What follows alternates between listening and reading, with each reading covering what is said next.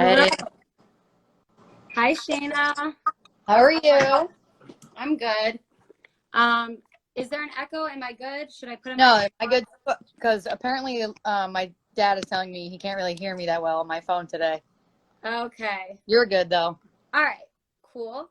So thank you, Shayna, for joining us. My name is Kelly. I'm here with Mental Health Global Network, whose mission is to prioritize mental health on an equivalent level to physical health. And we do that by having early intervention efforts, by spreading awareness and information like we're going to today. And today's conversation is going to be about substance use disorders. This conversation is much needed, as in 2018, 53 million or 19.4% of individuals over the age of 12 have misused illegal drugs or prescription drugs in the last year. And what's even more devastating is that over 700,000 lives have been lost to drug overdoses in the last 20 years. So that's why conversations like this, spread that information that people need. Hopefully, if there's anyone who's struggling themselves listening, they can get the help that they need. And Shayna's going to shed a light on a lot of different things. So we have Shayna Rowley here with us. She's a fierce advocate for mental health awareness, fitness, and all things substance use. But specifically, she founded the Brie Foundation, and that's what we're going to talk about today. So welcome, Shayna. Thanks for being here. Thanks for having me. Amazing. So tell us a little bit about yourself, Shayna.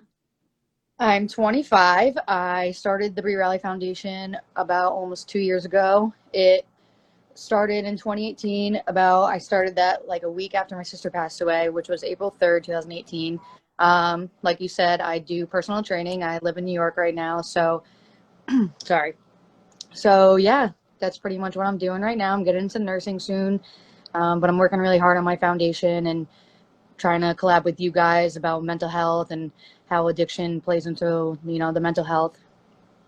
Absolutely. Yeah. And mental health and substance use go hand in hand. A lot of people self-medicate with drugs or alcohol. And again, the statistics I just went over are only inclusive of drugs, as opposed to, you can only imagine what the numbers would be if alcohol was included. So why are you passionate about mental health? You mentioned about your sister, but can you go a little more in detail about your experiences? I'm passionate about mental health because personally I deal with a lot of anxiety and depression, mostly anxiety though. I didn't really start experiencing that until like 2016 after my boyfriend passed away from the same exact thing my sister did. And it's actually a really scary thing once you experience it firsthand, because I didn't know what it even was at the beginning. When my boyfriend had it at the beginning, I was like, what's anxiety? What even is that? And now, I deal with that day to day, and it's definitely very hard to overcome. So I also think that with my foundation, a lot of people don't understand that with substance abuse comes mental health. And that's why we got to learn how to put that stuff together and learn about each aspect of it. Absolutely. And with mental health, people have a lot of empathy, or at least more so than with substance use sometimes. Sometimes there's more blame on the patient who's experiencing mental health issues that lead to the substance use in the first place. Yeah. And I think it's important that people know that. So you started the Brie Foundation in honor of your sister. What does the Brie Foundation do? And what's your mission? Tell us all about it. Okay, so the Brie Foundation helps kids that have lost a parent to an overdose. Our biggest issue right now is like finding places to be able to donate our money to, because most of the places really only focus on helping kids that have lost a parent to really anything. We're trying to shrink it down to how these kids are literally growing up without their parents. And it's, it's the same kind of thing. Like the kids are not, it doesn't matter what they've lost their parents to. We're just having so much trouble finding something that focuses on parents overdosing and how serious this is, because people don't realize like how many grandparents are raising their kids, their grandchildren due to the epidemic. And I think that's something we really are trying so hard to focus on. So right now, a girl that's on my foundation and we really want to try and like start our own camp, because most of the things that we want to donate to, they're camps. But we just kind of want to start our own thing and then expand with it. But we're working really hard. We're only really a year old, officially by law, a year old. So we're slowly making our way up there, but we have grown so much in the last year that it's just ridiculous. So a lot of people that are just reaching out to me saying like, I want to be a part of this. I want to help you. And, you know, coming to my events, and it's just, I know it's going to continue to grow. So. Yeah, I think the response that you've had speaks to how common these issues are because people from all over can relate and want to donate and want to be part of it. I personally attended the Buckets for Brie event that you had last year, which was amazing. Um, This was a shirt. yeah, so Shayna, for the Brie Rally Foundation, their annual fundraiser is Buckets for Brie, where they get a lot of people involved in tournaments. And lots of funds were raised last year. Unfortunately, COVID, kind of ruined Buckets for Brie this year. Yep. But how do you intend to keep your mission moving despite, the world being shut down right now? In-person events aren't a thing. So what is the Brie Rally Foundation doing to keep moving forward?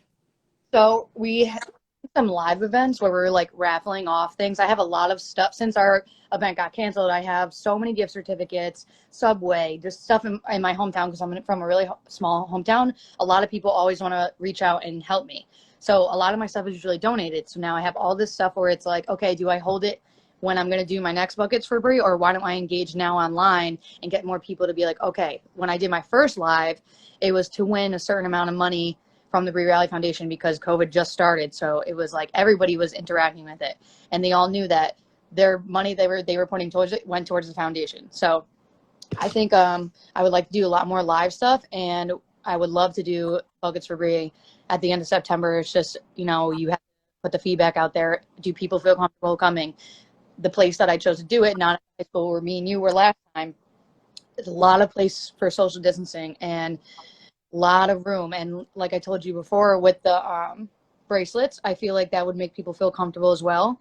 Obviously Buckets for Brie is my annual thing, but during the year we just continue to do a bunch of little stuff that helps us. Absolutely. And I remember, I think it was around December of last year, you guys did a toy drive. So you're constantly helping out these kids.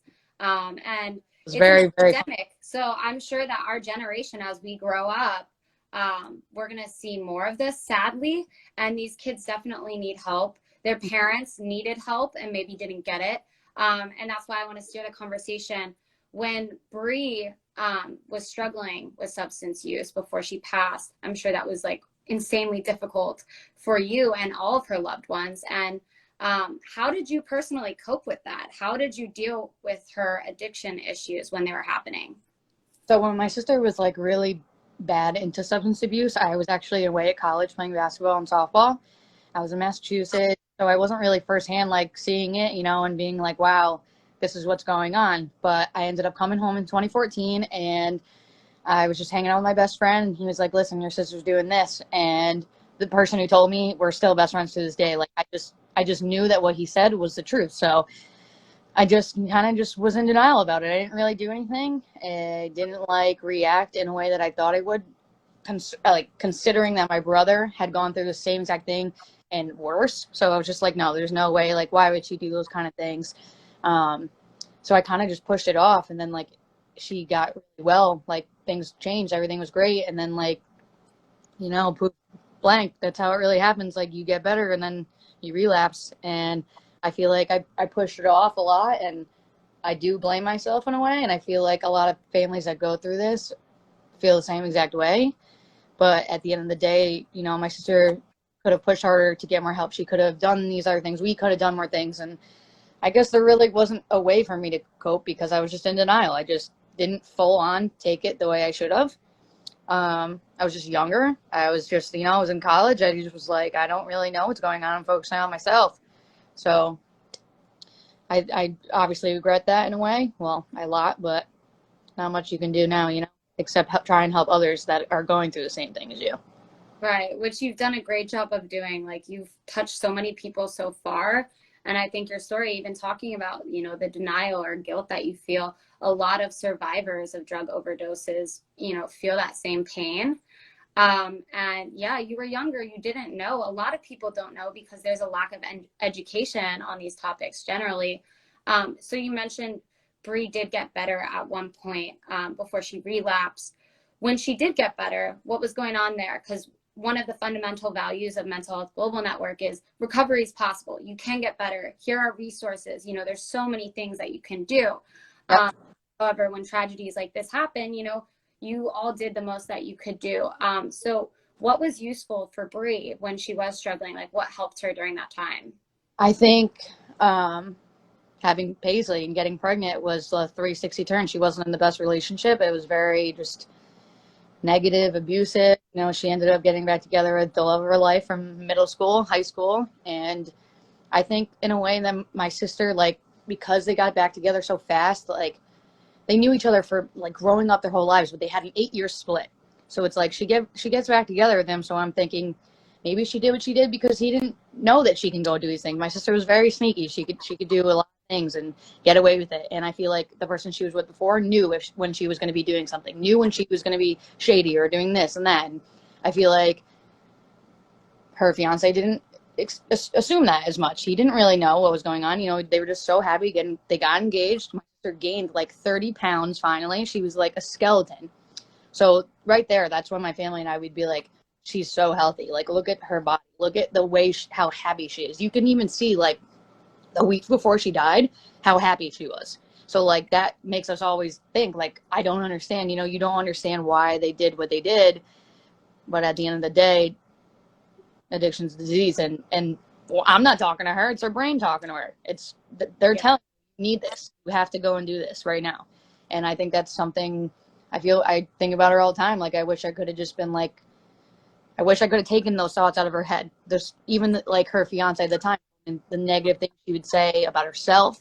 And I think that really came from substance abuse. Like the things that she would say, you hating yourself like that and being so down on yourself and not reaching out to people, that's when your substance abuse is just going to get worse because you're hiding in this little shell and you don't want to go and ask for help because you are embarrassed, you're in denial that you are an addict, and you don't, you know, like no one wants to go to your sister and say, hey, I'm doing drugs and I need help. Not many people have the courage to go and do that. So I think that was another issue of hers. So Yeah. So, when Brie was, you know, going through everything, do you think that like her self-esteem or her own mental health issues, like it sounds kind of like a cycle, and yeah. we've seen this with a lot of individuals who experience mental health issues. They use substances to feel better, but substances themselves throw off your chemicals in your brain. Yep. And ultimately result in feeling worse or comorbidity when we see additional mental disorders forming. So obviously losing a loved one is super difficult. I know you've been through hell and back. How do you deal with that grief?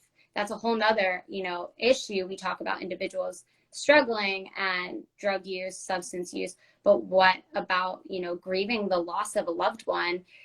From this especially is horrible, but just in general, a lot of people are experiencing grief from the losses of COVID right now. Or if they are going through the same thing that you are, what helps you deal with that? Honestly, I can personally say that people grieve all different ways. There is not a way that you can tell someone, hey, you should feel this way. This is how long that you should grieve. And that's it. I'm going on 2 years and I'm going on 4 years with my boyfriend at the time. And it's like it happened yesterday. So I've seen people on Facebook or all over the place, and they say all these nasty things about how people should just get over it and move on, and that this, that, and the third. And that's not how you tell someone what to do. And it's not really anyone's business but your own personal self. My mom grieves her own way. My dad grieves her own way. My brother grieves her own way. I grieve my own way. And when Paisley grows up, she's going to grieve her own way. It's just, you can't tell someone how to feel. And I think I took it a lot harder than a lot of people in my family. I mean, I know my dad and my mom are just, and Aunt Kathy are just literally devastated. But my brother, you know, he's back in Florida. I more take my grief and kind of share my pain with others and my story to try and help people see that this isn't just my family. This isn't just, you know, it didn't just happen to my brother, it happened to my sister, it didn't happen, it happens to so many people and families that it's just absurd what you think about. So grief wise, honestly, I try and stay as much as I can to fitness. I try and do fitness, make my mental health better. If I'm upset, I'll try and go for a run, or if I'm upset about something, you know what? I cry. There's nothing wrong crying, and I feel like you have to get it out. And then once you hold it, if you hold it in, like it's just a bad situation. So I'm not gonna lie, I cry a lot, and I'm not ashamed of it. So I feel like writing in a journal can help. You can do meditation. You can just do anything that helps your mental health and take care of yourself. And don't worry about everybody else. Of course, I'm worried about my family and everybody else, but I have to take care of me too.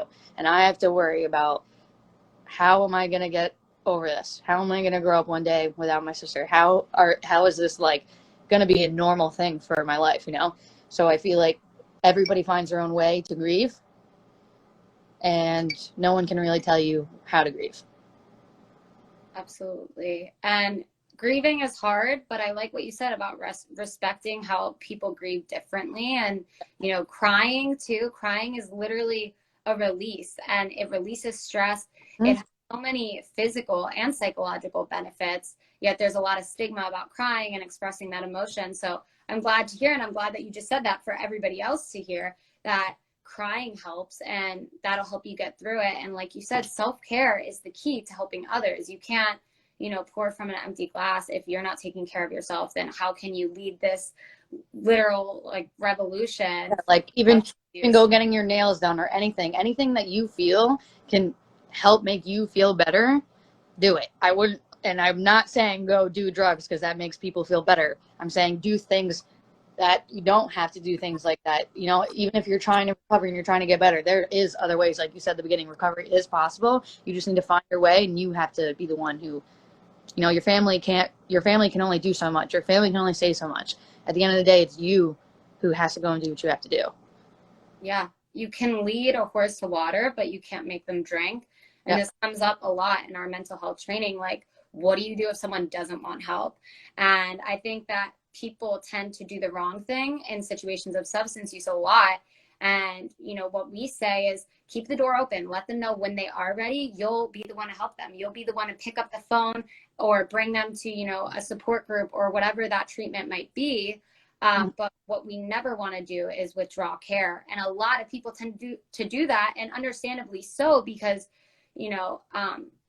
people who are experiencing substance use disorders are, under the influence, and they behave in a way that, a lot of people might take personal, and there's a lot of pushback in terms of treatment. But ultimately, you don't threaten to withdraw. You let them know that the door is open, and you kind of just have to ride it out until they learn for themselves.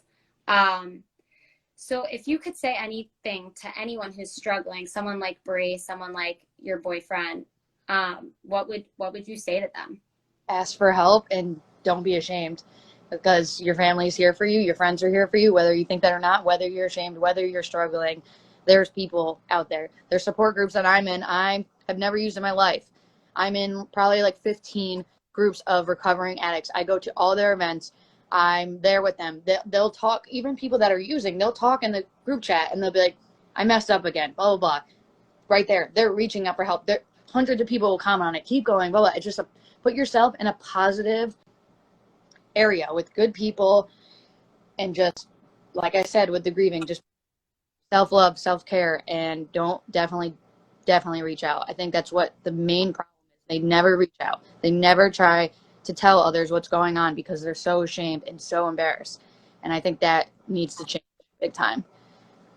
And why do you think that there's so much shame? We talk about stigma with mental health issues, and there's certainly some misconceptions about substance use disorders in general, but also the user themselves might have this, skewed opinion about what treatment means. They might think that they're going to get shipped away somewhere for 6 months, or they're going to lose all their freedom. And although sometimes an inpatient program is appropriate for a patient, I think that we need to spread more awareness about the fact that patients can be involved in their treatment.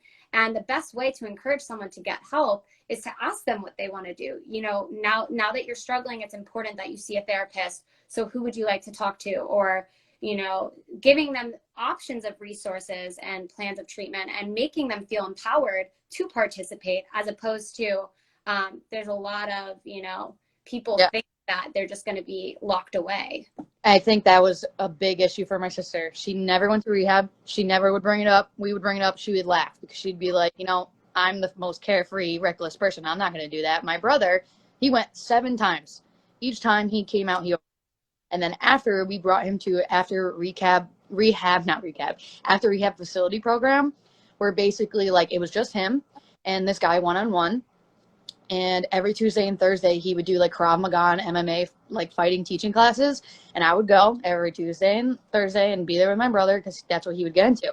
So the first thing he did was write a paper on why, like how he got addicted and like what happened. And I'll never forget the first line. It was like, I just remember I'm outside playing basketball with my t-shirt off and I felt like I was on top of the world. And he was using with his girlfriend at the time. My brother has never had a girlfriend since, and I feel like maybe he's traumatized. I really don't know. But I was just like, wow. So my brother got into that, and he started to fall in love with fitness and taking care of himself. Krav Maga and MMA and self-defense. Now he's 8 years sober. He fell in love with something else. And I think that's a huge thing that people don't see when they're addicted. They think that the world is ending. They think they're low lives. They think they're losers. They think they can't come out of this. And that's not true. You have to fall in love with something else. You have to put all that energy into something. And honestly, today I don't know how my brother's alive. I feel like my brother was so much worse than my sister. And obviously my sister she overdosed from fentanyl, and she also mixed some stuff. And I tell my brother, if you were doing that when the fentanyl was around, you wouldn't have had a fighting chance. When we were in high school, me and you, that's when my brother was really doing it. And fentanyl wasn't really a thing that people would be like, oh, fentanyl. Now you can't go anywhere without hearing, oh, they overdosed on fentanyl. So I think that's a really big issue. People definitely are scared to go into rehab, but you also have to go to an outpatient rehab before you go to an inpatient rehab. That's what people also don't know. You can't just go and be shipped off to God knows nowhere sometimes unless you go to an outpatient first. So like in Connecticut, people would go to Rushford. You go there and at least you're going and you're trying, just take that first step and try. And I just feel like a lot of people need to try to come more together and say, listen, like I'm going to go in there, I'm going to do it. What I don't agree with rehabs is you go into rehab, they take your phone, you learn about drugs the entire time you're there. So like you're not really learning anything besides learning more about things that you're already doing. And when my boyfriend got out of rehab, he literally told me he learned more things than not when he went in there. And that's frustrating because it's like you're sitting in a class. It's like they have this like schedule from morning to dawn. You get to call someone at like one time. And I think that's frustrating. You should be able to call your family and just tell them how you're doing. You shouldn't be limited to that, like, or take your internet away or anything like that. Put a rehab where it's like fitness and like mental health training, like stuff like this. Like not, hey, we're going to learn about Percocets and this and how bad it is for you. They already know. Right. They're not just sitting in rehab for no reason thinking that they don't know that already. Of course they know. And I feel like when you're an addict and you're sitting in there and you're learning about it, you're thinking, wow, I'm going to go and try that. Why not go and try that? Now I learned about it. So why couldn't I do this and this and that? And I think it's a huge issue. And I feel like rehabs need to do a 360 on their whole entire programs. I feel like that is, many people that I hear go to rehab, they're overdosing right when they get out. So I don't know. After my brother went to the aftercare rehab, I just feel like it was a totally different world. And it made me realize that like there has to be more rehabs out there that are like this. And that's something I want to do with the foundation. Like one day, if I even have the opportunity to do that, I would open up a place where it's activities, mental health training, say that you're there, or anyone from your team is there. Hey, let's go to a class like this. We're doing that. No negativity, no learning about the drugs. You write a paper one time like my brother did, get it all off your chest and press a restart button. And I that's something I would really, really, really like to do. Yeah, treatment shouldn't be a punishment. Yeah. It should be, something that's encouraged, and there should be incentive to go to rehab and get better. And it really is a beautiful process for those that it works for. But like you said, we do need more reform in our rehabs, as well as more awareness about what the process can be and should be. And there should be a lot of emotional work happening, breaking down what started this substance use disorder. Are there underlying mental health issues? Or self-esteem issues that led to using. Yeah. And absolutely, it shouldn't be a punishment, because that only breeds fear and resistance to treatment. Yep. So we talked a little bit about your sister and like what you could say to her. What would you say to the friends and family that are going through this right now, that have a loved one that they're trying to get help, that they've, been through hell and back with their, substance user? What would you say to them? Definitely never give up on the person. It's going to be the hardest thing you ever go through. There's going to be times where you want to cut them off, kick them out of the house, do all those things. And I personally don't think that they work. They will just go out, do whatever. We actually tried to coach my brother. Did not work out well. Ended up just getting worse. I'll never forget my mom, saying, you're cut off, whatever. He didn't have his car registered, nothing. Got in the car and just drove away. And I just remember watching his red car go up the driveway, and I was just like, relentless. Literally just, and me and my mom were like, oh my God. But we were still there. We just continue to be like, listen, we want to help you. And I think that even when they're so down, they still need to continue to hear that. Yelling at them, screaming at them, telling horrible things to them isn't helping. You have to be encouraging, uplifting, positive. Try to bring them around places like I was saying before. Try to get them into other things, even if they're saying no. Keep trying. Go down fighting. I mean, I'm personally, I didn't do enough for my sister, and I could have done more. I always say, people are like, don't blame yourself, don't blame yourself. But I could have been in her face saying, go to rehab, let me take care of Paisley. I'll do what I can do while you're getting better. There was so much more that I could have done, that my family could have done. And that's going to be with me for the rest of my life. So I think people just, I know it's frustrating. I know it's hard, and it's not fun. It is not a good time. But you don't want to look back one day like me and be like, wow, like I just lost my sister, and I potentially was a part of that problem because I'm her little sister. I could have been like, listen, dude, you know what's going on. But at this point, I can't do anything. It's like now I can't do anything, and I have to live with that. And if I could even just talk to her one more time, I would say everything I just said. Like, what can I do? And don't be afraid to tell me. Like, just let me know. Like, I'm your sister. You can say anything to me. Same thing with my brother. Let me know.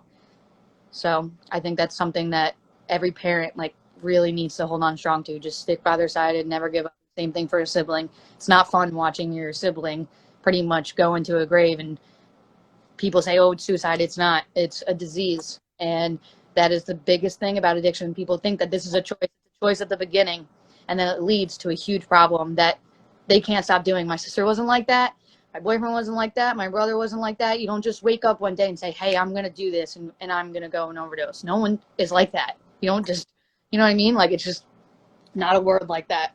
And when you're so far deep into it and you feel like you're losing your kid or your sibling, you just got to keep going, because they're changing. They literally turn into like a monster that you don't even know because of mental health and addiction, because it's a disease. And And it's I'm real. like, seriously, like, I know I say that a lot, and a lot of people argue with me about it. And they really say, oh, it's a choice. Of course it is at the beginning, but it doesn't end like that. So I just, like, personally, me, like with addiction and running in my family, I get scared. Like, say I were to go down that road, I feel like because addiction is in my family, and it's so, like, I wouldn't be able to stop myself either, no matter how strong I am mentally or any other way. Like, it's just, it happens, and you kind of control it.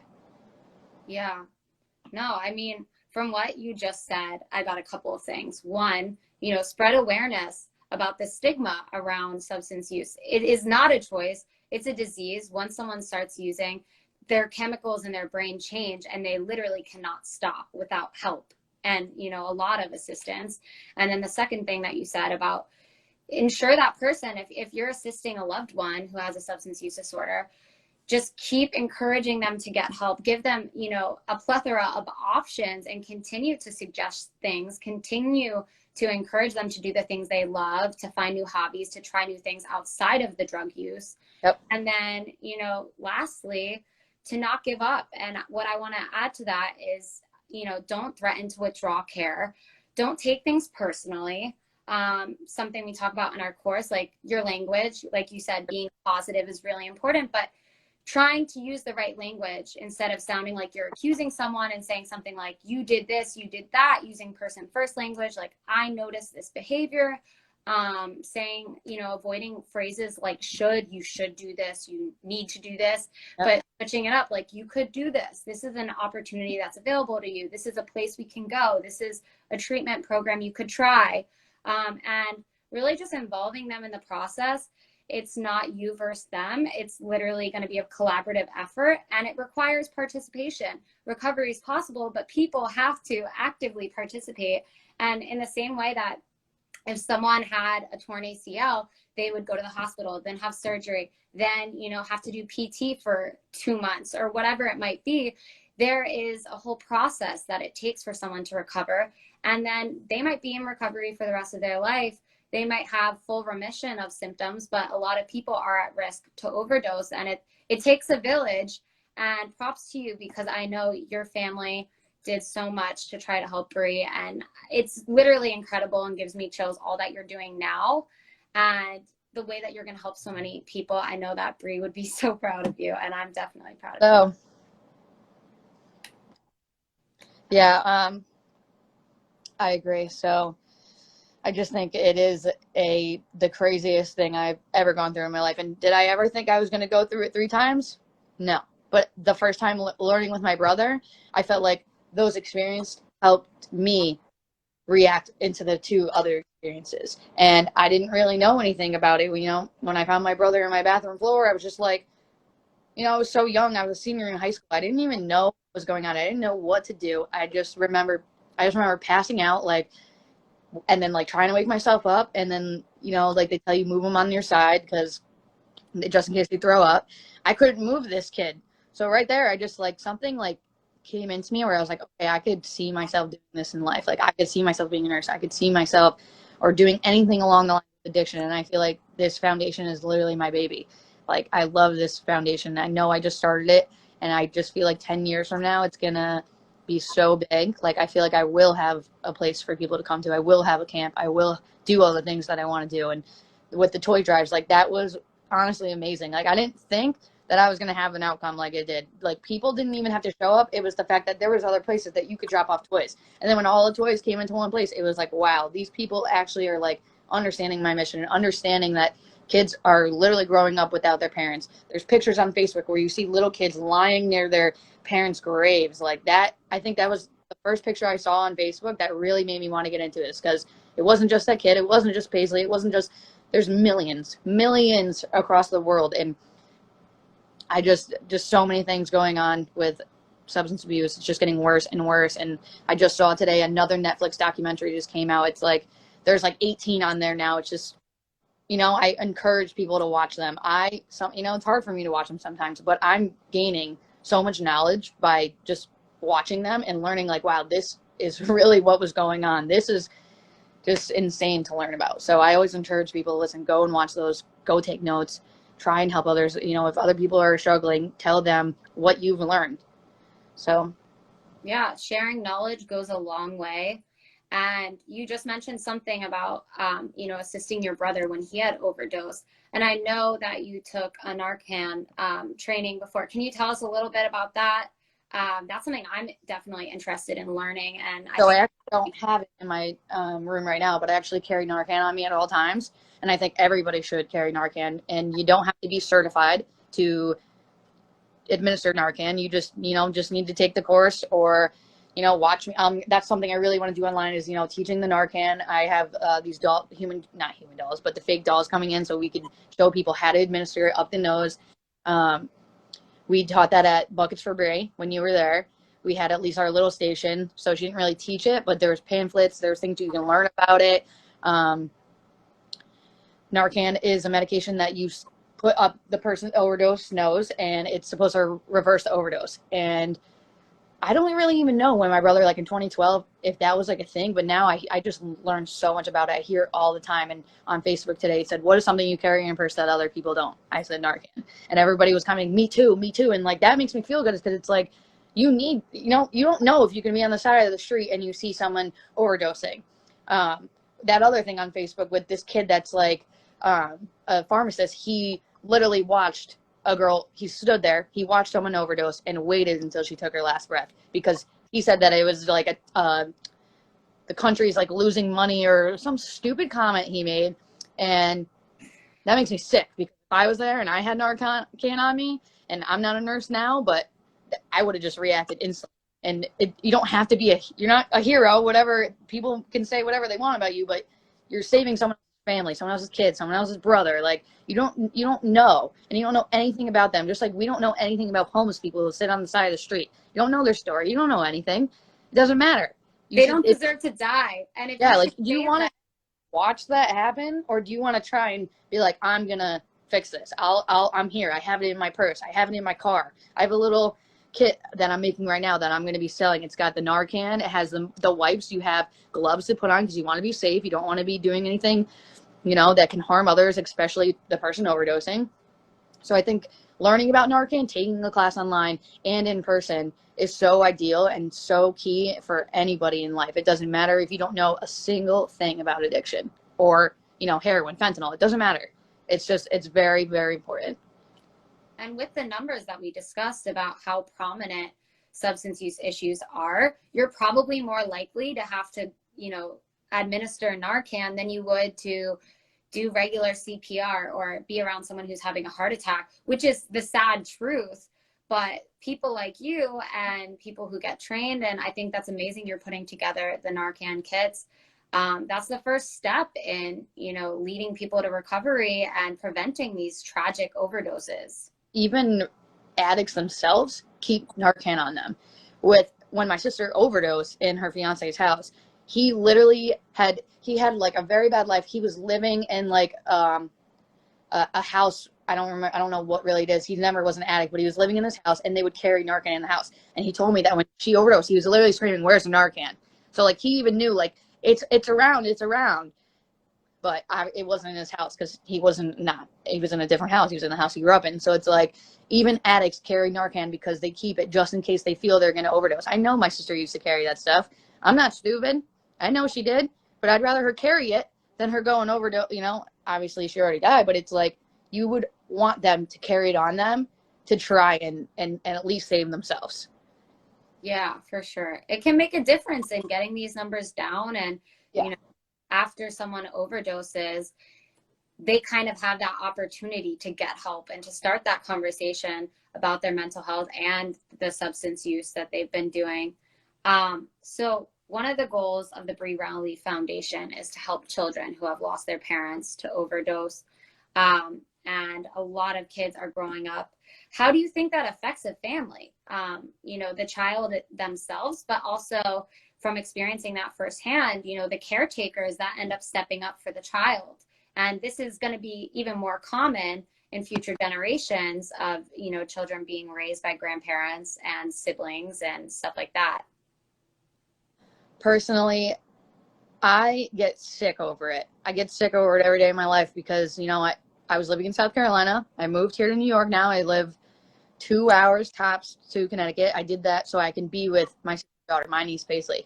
I feel like I'm scared for the day that I have to tell her what happened to her mom. I'm very scared for that day. And we all agreed in my family that we're going to tell her that she was just very sick, and she was. And whether she had got better in that one time, whatever I said before, it doesn't matter. She was still very sick. It was an issue. It was a problem. And I dread that day more than anything. She's turning 4 this August. She's starting to learn more things. She adores me. She's literally being raised by 3 women right now, Aunt Kathy, me, and my mom. And thank God for my mom stepping up, because at the end of the day, like, it's the grandparents have the first rights. I have no rights no matter what because I'm just her aunt. Like, it's weird to say that, and people are always like, what? But that's how the system is, and they don't really care. And I think that's so hard on a family to just like have to tell someone, like, just like a child, like at 5, 6 years old, she's gonna be wondering, where's my mom? Recently, she's been looking at a lot of pictures of her mom. She even did that as a baby. So like, it's just not something I look forward to at all, and I don't think many families are prepared for that, like, at all. So even when my Aunt Kathy, she does her fairy days, there was a bunch of kids there. They were all going, "Mommy, mommy." So Paisley started saying, "Mommy, mommy." And right there, it was just like my heart went into my stomach because they were all looking around for their mom. She's looking around like, what is mom? And where is she? You know what I mean? So I ran over to her. Everything was fine, whatever. And then I went into the bathroom and I cried like a baby because it literally, it just was, it was just like, it was like my anxiety went off. I felt horrible. And I'm like, if that is something that's happening now, it's not going to get easier. It's the older she is, she's learning more. She's so smart. It's just not something that any aunt or mother or grandmother or grandpa wants to say to someone, hey, this is what happened, and you're going to go the rest of your life not having a mom. Whether I am a huge part of her life or not, and I'm her aunt, that's going to really, really mess her life up in so many ways. And, you're going to wonder, what was my mom like, this, that, and the third? It's just very heartbreaking to think about. Yeah, it's heartbreaking for Paisley. It's heartbreaking for you, your mom, your aunt, everyone that has to now, take this on. And like you said too, there's even legal barriers. There's even custody issues that arise with these, with these overdoses. And who's the biggest victim of all? An innocent little child. And that's why I'm so glad that the Brie Rally Foundation was started, so that these kids can get toys on Christmas and these kids can get the funding for their dreams or whatever. And what you're doing is really going to help so many people. And it's sadly, these issues are only, getting worse with fentanyl on the rise. It's truly an epidemic.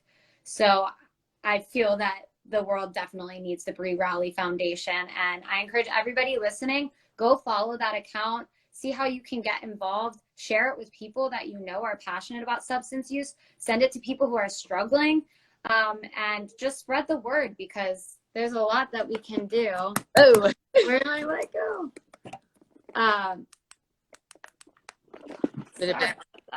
Okay, take it over, Shayna, if you want to say some last words before we wrap it up. I had the good lighting before, but I guess the battery died. All right. Now I just look crusty, but continue. But yeah, I agree with what you said. Follow me, message me, anything, whether it's you're an addict or a recovering addict, someone who wants to be involved in the foundation. There are so many ways that you can be involved. So many resources I can show you, whether it's on Facebook, Instagram, anywhere. I know where to go. I know what I'm talking about. I know a lot of people who are going through this. There's so many people I can connect you to. And I feel like us talking right now and us, collaborating how we want to is going to be another huge part of the foundation that is going to make us grow more, because we want to bring the mental health into it. And I feel it's going to be a really positive thing. So I would say, reach out. Don't be afraid to reach out. Definitely let me know if you need any guidance or, anybody to talk to. And I'm definitely here. Yeah, thanks for offering that up. So Shayna will personally help you out if you want to talk to her. She's there for you. Likewise with the mental health first aid account, you guys can always message us. And yeah, I just want to end this on a positive note. If you're a caretaker of someone with a substance use disorder, have faith, have hope, continue to encourage professional help, continue to encourage self-help and other support strategies. And most importantly, don't give up, don't threaten to withdraw care. Don't take things personally. Know it's going to be challenging. Get help for yourself too. You might need to see a therapist to work through being a caretaker, or increase the self-care things that you're doing for yourself. And then lastly, if you are someone who is struggling with substance use disorder, please Google help.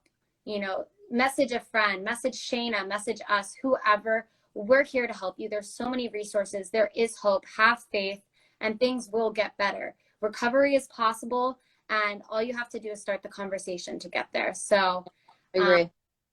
Yeah. Well, thank you, Shayna, for being here and taking the time. I think that this definitely touched a lot of people, and I look forward to collaborating in the future. Me too. I was so excited. I had a great time. I know. I was so nervous because I've never gone live before, but the conversation flowed for sure. I agree. All right. Bye, guys. Thank you for watching. And bye, Shayna. Thanks for being here. Thank you.